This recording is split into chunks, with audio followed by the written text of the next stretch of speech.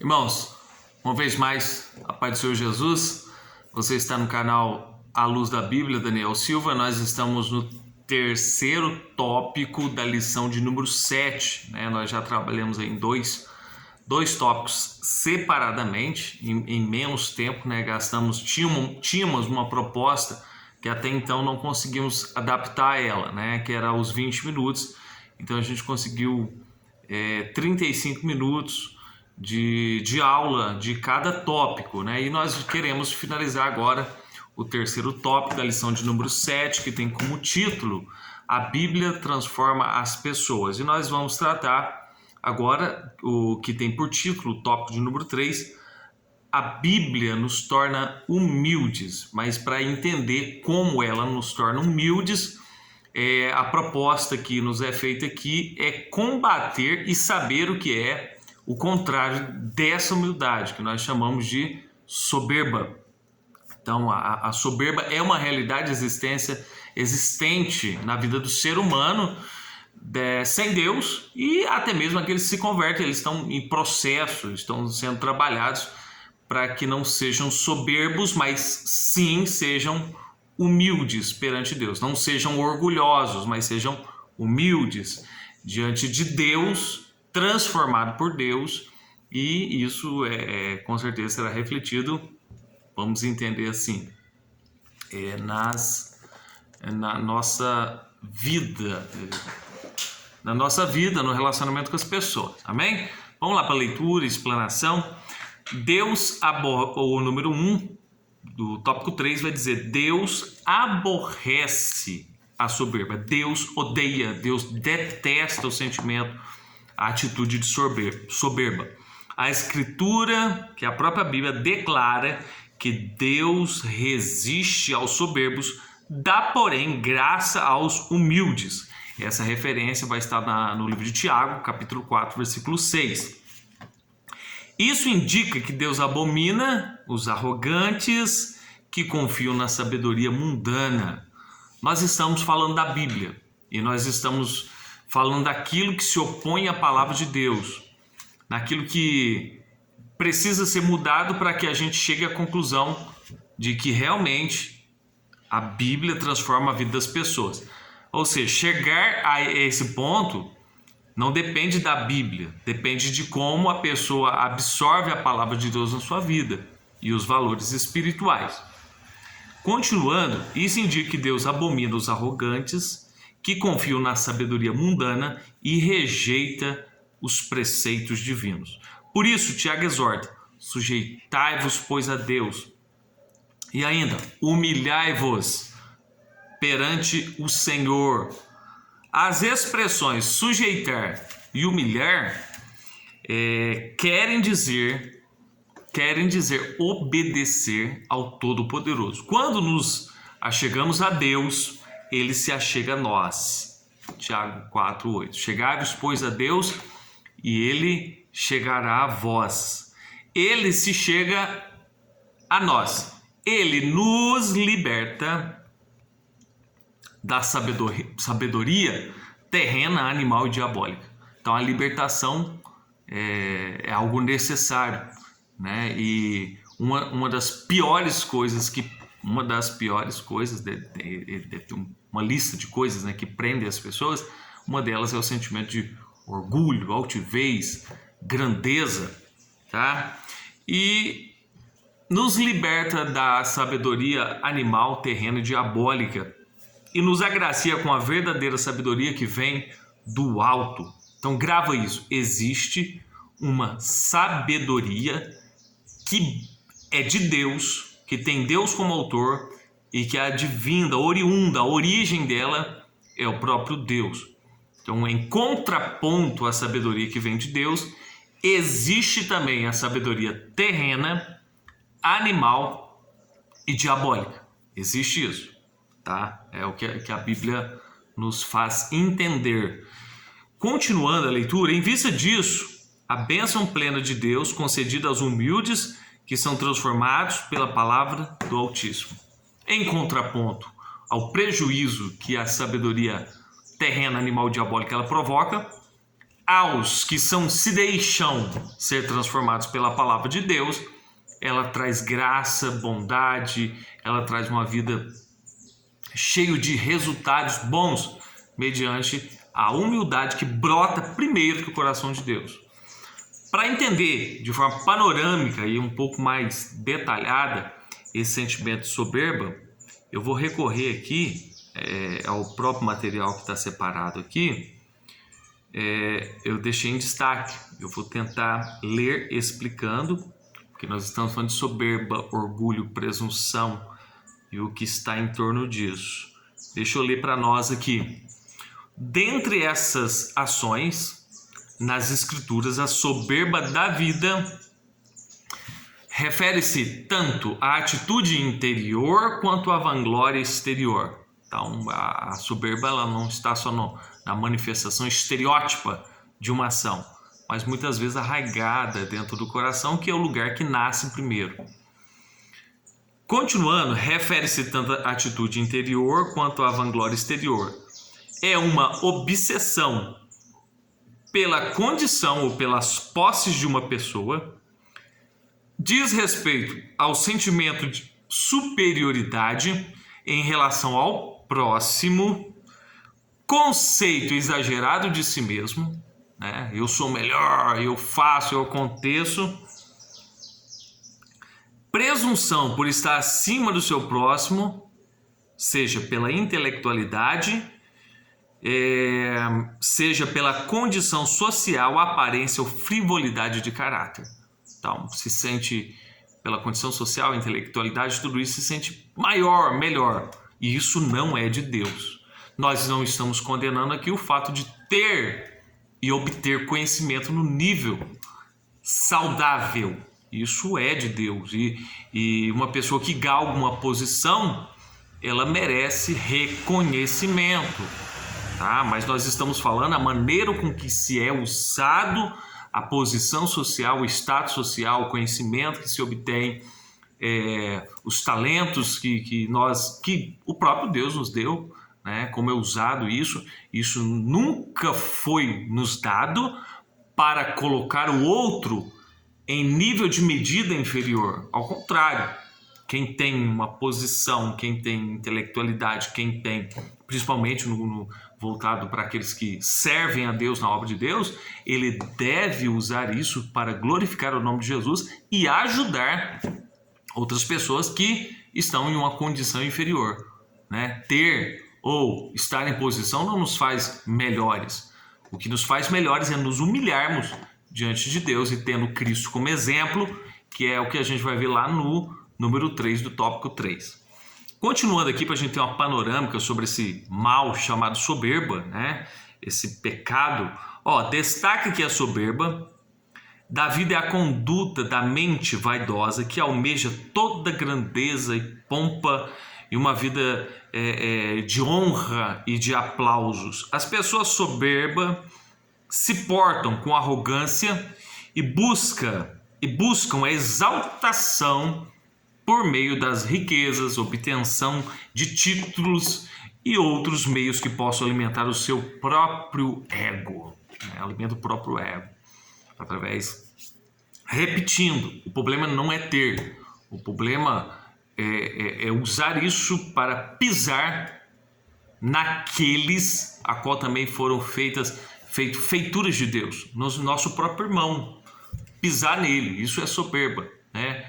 Ou ter, ou pensar que somos melhores, sendo que Deus nos coloca em pé de igualdade. Vamos lá. A pessoa soberba, já lemos, em jactância. Aí, de tudo isso, o que vem pior ainda é o seguinte: em sua jactância, né, nessa questão de dizer que é melhor, que é superior, não reconhece a existência de Deus e tampouco submete-se à sua palavra. Em sua soberba, o perverso não investiga. O que ele pensa é que Deus não existe. Isso está lá no Salmo 10, verso 4. De toda forma e manifestação de arrogância, soberba, falta de humildade, o pior de todas elas é justamente quando o ser humano falível, mortal, ele se afasta de Deus e não se dobra à palavra de Deus. Nós estamos falando de Deus e da sua palavra. Nós estamos falando de Deus e da sua palavra. Aí eu vou um pouco mais adiante e pegar o comentário de um pastor e escritor sul-africano, Andrew Murray, viveu de 1828 a 1917. Ele faz um contraste, uma diferença entre humildade e orgulho, humildade e soberba. Ele diz assim: a humildade é o lugar de plena dependência de Deus. O orgulho, ou a perda dessa humildade, é a raiz de todo pecado e mal. Foi quando os anjos, agora caídos, começaram a olhar para si mesmos com autocomplacências, que foram levados à desobediência e foram expulsos da luz do céu para as trevas exteriores. Então, em suma, a soberba nasceu no coração do diabo. Foi isso, né? Ele subirei acima do trono de Deus e serei maior ou melhor do que o Altíssimo. Também a soberba ou a falta de humildade, e também foi quando a serpente exalou o veneno do seu orgulho, o desejo de ser como Deus no coração de nossos primeiros pais. Dos nossos primeiros pais. Que eles também caíram da sua posição elevada para toda a desgraça na qual o homem está agora afundado. Então, dois exemplos e duas situações. Uma do próprio Satanás, quando se rebelou contra Deus e quis ser maior que Deus. Isso se chama orgulho, se chama soberba. E também do ser humano ali no Éden, quando foi Satanás, o próprio Satanás, em forma de serpente, ele fez a proposta, falou assim: olha, é assim que Deus disse, tá? Mas será que se você não comer, seus olhos vão ser abertos? E ludibriou. O ser humano ali caiu no engodo de Satanás e quis também ser igual a Deus, quis também, atraído pela proposta feita. Isso se chama arrogância. Por quê? Porque a ordem era se sujeitar ao que Deus tinha falado.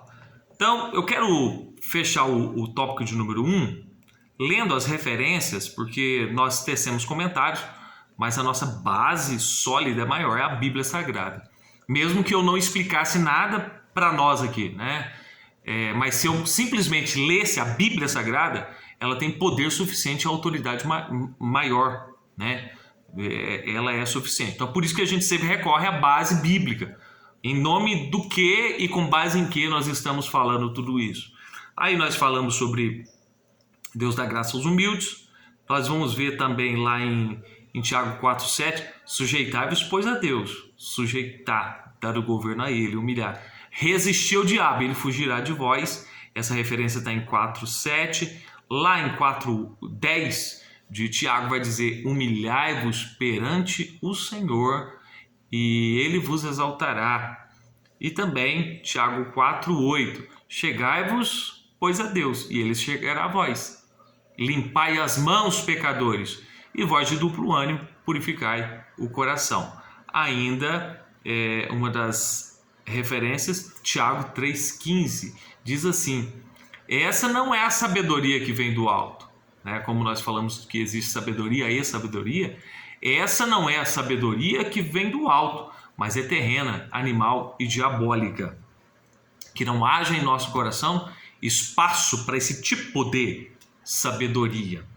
Ainda 3,17 de Tiago diz: mas, olha a face da sabedoria que vem de Deus. Mas a sabedoria que vem do alto é primeiramente pura, depois pacífica, moderada, tratável, cheia de misericórdia, de bons frutos, sem parcialidade e sem hipocrisia. Contrariando até alguns filósofos da época de Paulo, que diziam que a humildade era fraqueza, que dizia que o sentimento de amabilidade ou de sujeição, seria um sinônimo de fraqueza. Em contraponto, a Bíblia diz que quando nós nos humilhamos, nós mostramos verdadeiramente o caráter de Cristo, porque Ele deu-nos como exemplo não só de pregação, mas também exemplo de atitude prática da sua humildade. Vamos lá, tópico 3 que nós estamos, né? Nós vamos para o subtópico 2. Cristo é nosso exemplo de humildade. A Bíblia registra que Cristo não teve por usurpação ser igual a Deus, mas aniquilou-se a si mesmo, tomando a forma de servo, e ele deixou a sua glória, humilhou-se para submeter-se à vontade do Pai, e foi obediente até a morte de cruz. Cristo novamente agiu com humildade ao lavar os pés dos apóstolos. Na ocasião, ele disse que devemos aplicar esse mesmo princípio. Esse é o padrão de conduta para os cristãos. Desse modo, quem é verdadeiramente sábio obedece à palavra e imita os passos de Jesus. O maior exemplo de humildade de todos os tempos, ela está na pessoa bendita de Jesus Cristo.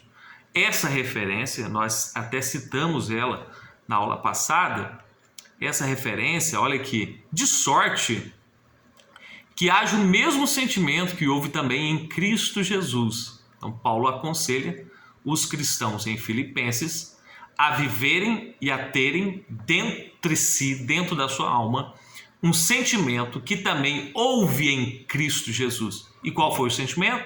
Diz que, sendo em forma de Deus, não teve por usurpação ser igual a Deus. Porque nós sabemos que quando Cristo esteve na terra, ele tinha duas naturezas, que era 100% homem, 100% Deus.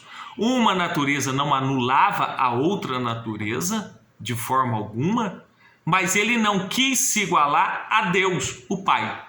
Ele poderia, em várias ocasiões, usar tudo que lhe era de direito, em questão da sua grandeza e poder, mas ele preferiu se esvaziar de si.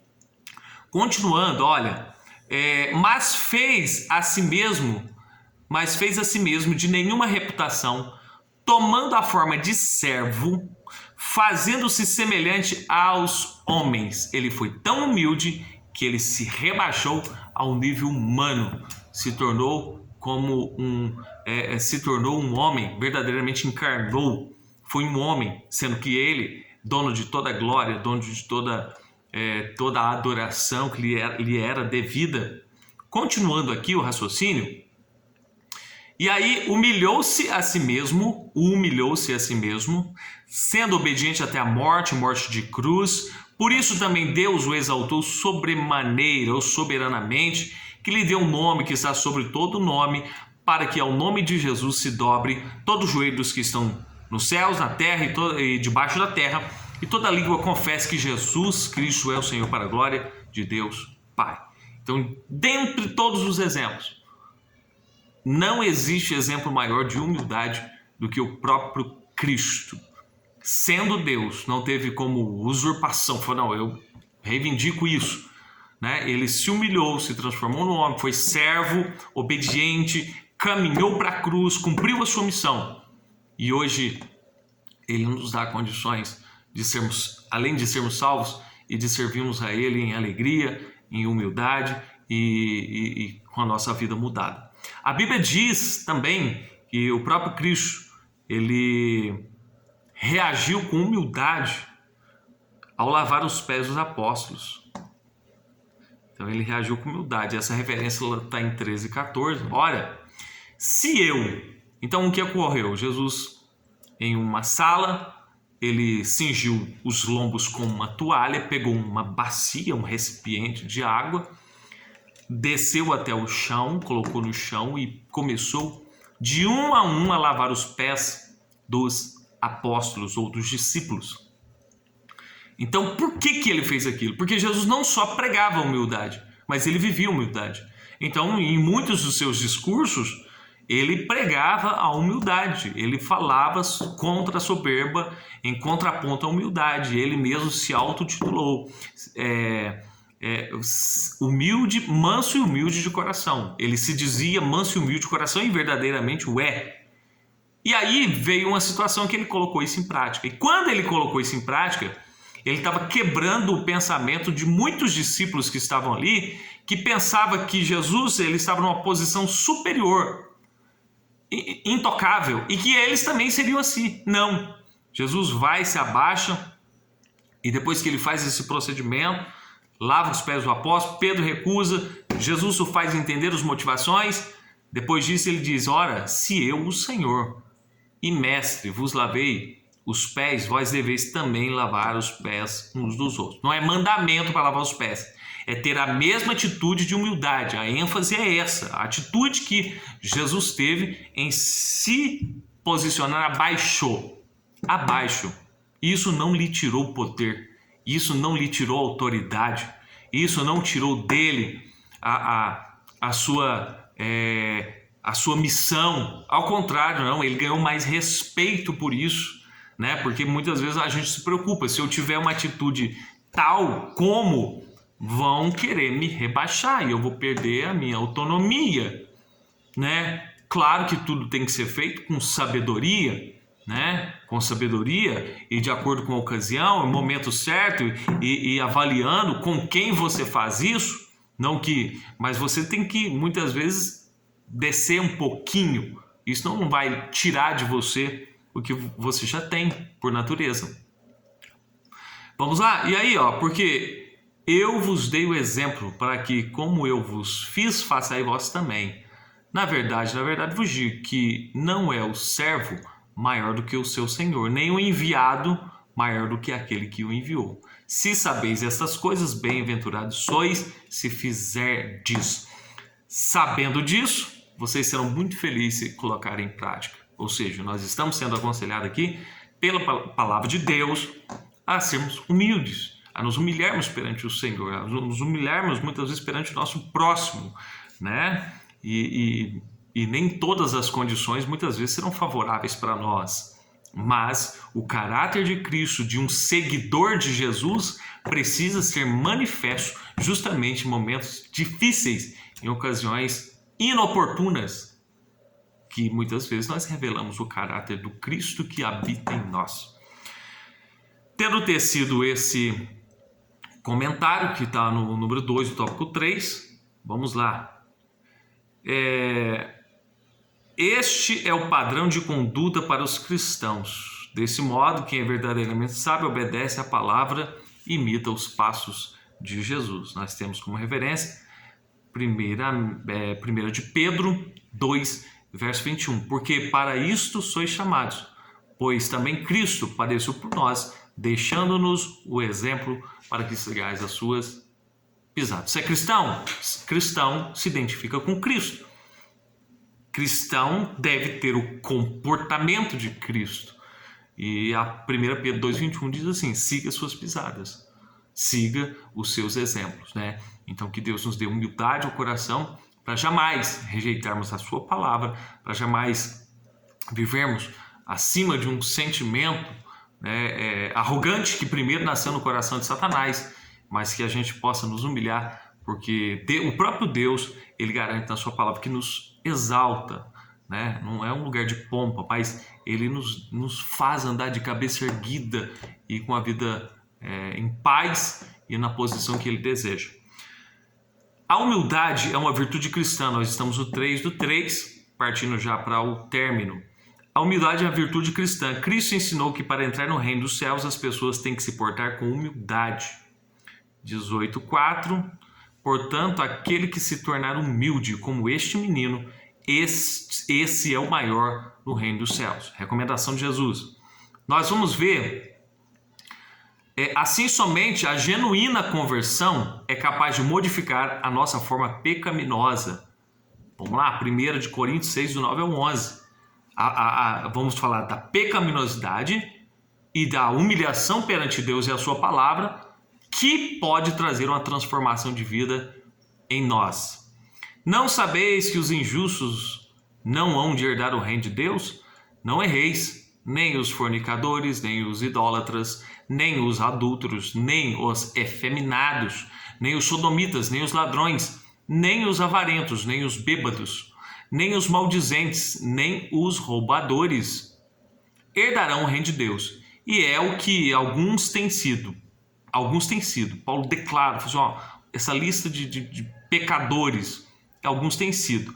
Mas aí ele fala da transformação que esses mesmos passaram, tá? Diz assim, e é o que alguns têm sido, mas haveis sido lavados, mas haveis sido santificados, separados, mas haveis sido justificados, perdoados, em nome do Senhor Jesus e pelo Espírito nosso Deus.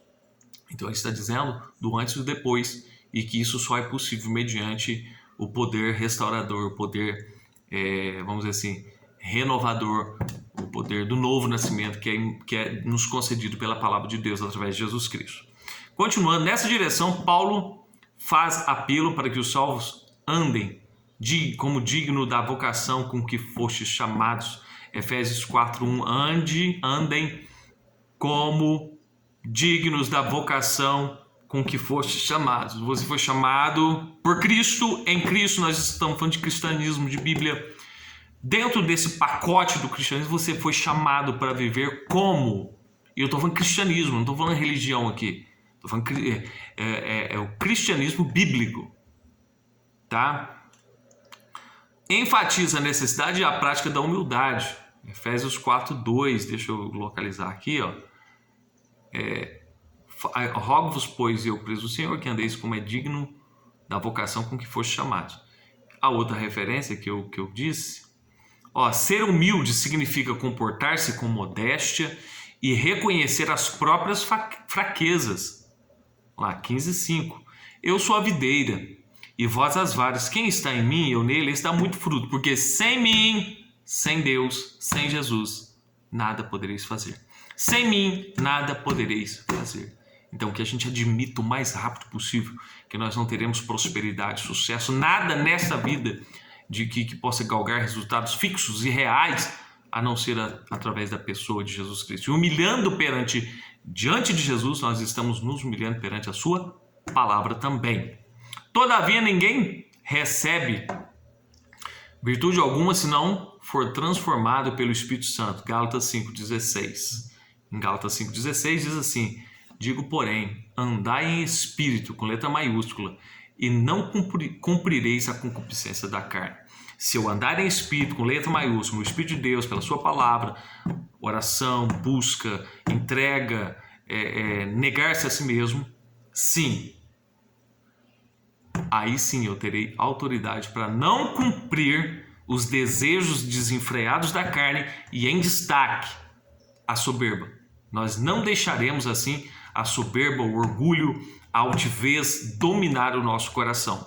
E andaremos sim em novidade do Espírito de Deus, praticando assim o fruto do Espírito.